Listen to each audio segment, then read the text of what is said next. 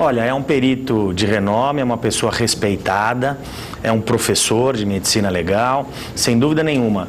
Algumas contestações feitas pelo laudo oficial e pelo laudo particular, muitas vezes não levam a nenhum tipo de conflito processual. Por exemplo, um perito que afirma o exame do pé é compatível e o outro diz que não é compatível, são questões subjetivas. Eu tenho certeza de que foi ele que praticou o crime pelo tempo, ou eu acho que não foi. Agora, quando um perito, como o Dr. Sanguinetti, afirma não houve esganadura e há um perito do Instituto de Criminalística afirmando a esganadura, temos posições antagônicas. E nesse exato momento, alguém está falseando a verdade. E quem está falseando a verdade responde criminalmente por isso. É evidente que a opinião pública, ela movimenta a autoridade policial, ela movimenta o Instituto de Criminalística. Agora, nenhum Instituto de Criminalística, principalmente de São Paulo, pode se sentir influenciado ou modificar uma conclusão em razão de pressão pública ou de pressão política, qualquer que seja.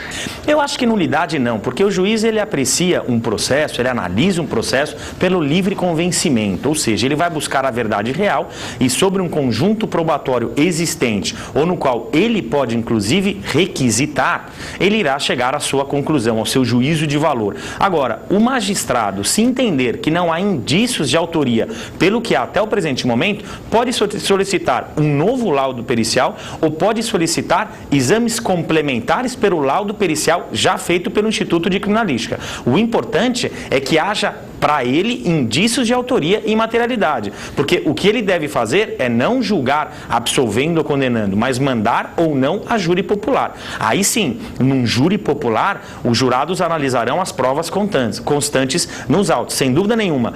Tanto o laudo que será feito e apresentado nos autos pelo Sanguinetti, como seu depoimento como testemunha, eu acredito que a defesa irá rolá-lo como testemunha, tanto na instrução ou pelo menos no tribunal do júri.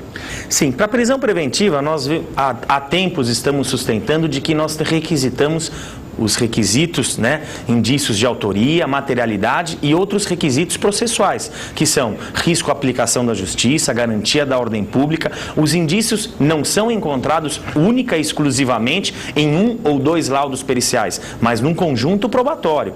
O que deve ser analisado, além dos indícios, e que há indícios, isso não há dúvidas, mas é na questão do risco à garantia da ordem pública. O magistrado de primeiro grau se fundamentou em risco da garantia da ordem pública pelo clamor público. E o clamor público não é motivo que justifica a prisão preventiva. É essa a posição da maioria dos ministros do Superior Tribunal de Justiça e também dos ministros do Supremo Tribunal Federal. O ponto importante é que o juiz, quando decide, ele fundamenta a sua decisão. Ele deve fundamentar uma decisão no devido processo legal, principalmente no processo penal. Ocorre que o tribunal do júri, que analisa os crimes dolosos contra a vida, é uma exceção, porque quem decide é um conselho de sentença, são cidadãos de notória idoneidade, e essas pessoas não fundamentam as suas decisões, ou seja, nós nunca saberemos se essas pessoas absolveram ou condenaram e por quais provas essas pessoas fundamentaram essa sua convicção interna. Nós não temos essa certeza. Mexe, Gamberini, mexe, e a defesa, sem dúvida nenhuma, faz um trabalho respeitável, um trabalho muito importante, um trabalho muito difícil de ser feito, porque caso de repercussão nacional é um trabalho muito complicado e de muita responsabilidade. E ele, sem dúvida nenhuma, já visualizando um júri popular, porque em dúbio pro réu, em dúbio pro societá, teremos que ter esse júri popular, e ali o que vale é o princípio em dúbio pro réu. Ou seja, eles sabem que se eles plantarem no conselho de sentença a dúvida deve absolver. É melhor ter um condenado solto do que um inocente atrás das grades. Ele ali tem o dever de falar a verdade, de trazer a sua posição. Do contrário, responde por crime de falsa perícia, ou ali não como perito oficial, mas como testemunha, responde pelo crime de falsa testemunha. Agora, é claro que o Ministério Público, como órgão acusador, irá explorar essa questão dele não ser o perito indicado pelo Poder Judiciário, de não ser o perito oficial, de não ser o perito que realizou as perícias com as provas diretas. Ele fez uma perícia em cima dos autos do processo, de ser um perito contratado contratado e, portanto, recebendo honorários. Agora, todos ali têm o dever de falar a verdade. É um jogo de xadrez, Gamberini. Ali o que vale é a consistência de cada conclusão. Ele hoje trouxe uma conclusão para a sociedade com um raciocínio razoável.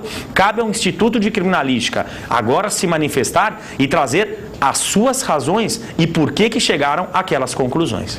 O Instituto de Criminalística ele tem a sua independência e deve agir de forma autônoma à autoridade policial.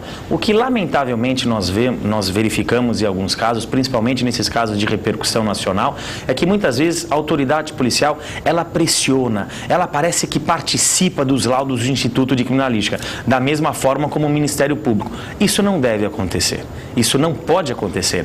A autoridade policial deve solicitar os exames ao Instituto de Criminalística, o Poder Judiciário deve solicitá-los e o Ministério Público da mesma forma. Muitas vezes, iniciada a instrução, as partes podem formular quesitos aos institutos de criminalística, mas em nenhum momento, nem a autoridade policial, que deve ser imparcial, nem o Ministério Público, que até o presente momento também deve ser imparcial, e ali é um fiscal da lei, devem participar, devem influenciar a realização desses laudos feitos por um Instituto de Criminalística. Olha, sem dúvida nenhuma é uma questão importante e indícios de autoria já existiam, mas sem dúvida nenhuma a opinião pública tinha a certeza, e foi nesse sentido que o magistrado de primeiro grau fundamentou a sua prisão preventiva, de que a justiça, de que a sociedade, em razão da imprensa, das notícias, já tinham chegado à sua conclusão. Esse laudo traz uma certa dúvida no presente caso, e nós temos que lembrar que, no presente caso, até nesse exato momento, não temos ainda uma condenação, não temos ainda o julgamento no tribunal do júri e uma condenação definitiva. Portanto, nesse exato momento, não podemos trazer um juízo de culpabilidade, nem pela condenação e nem pela absolvição dos acusados. Serão acusados, inicia-se o contraditório, já estão atuando pelo contraditório, irão rolar as suas testemunhas de defesa, o Ministério Público já rolou as testemunhas de acusação e caso haja indícios de autoria e materialidade e o juiz entenda pela sentença de pronúncia, esse caso vai a júri popular. E ali, novamente, as partes formularão as suas perguntas, as testemunhas, terão o seu debate oral e ali o Conselho de Sentença analisará sob o crivo do contraditório e da ampla defesa. Olha, existe um regimento, uma portaria da Secretaria de Administração Penitenciária que estabelece que quem tem curso superior deve ficar no 13º distrito policial enquanto preso preventivamente. Que é o caso deles. Que é o caso dele, né? Ela não tem curso superior. No caso dela, o que deve ser respeitado, o que deve ser garantido é a integridade física, tanto dele quanto dela. O que eu lamento é que o Estado necessite de inúmeras transferências para se garantir a integridade física dos acusados. Deveria, no primeiro estabelecimento que estivessem, ali garantir a integridade física, não só deles, como de todos os presos que ali se encontram.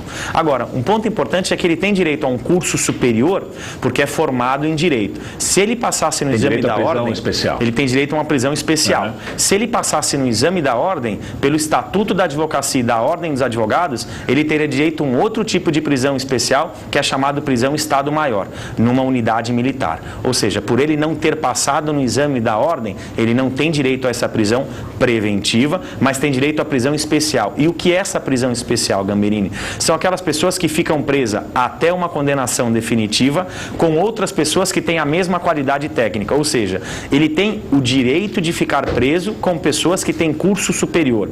Isso é prisão especial. Não tem direito à cela maior, à cela com água quente, à cela com televisão.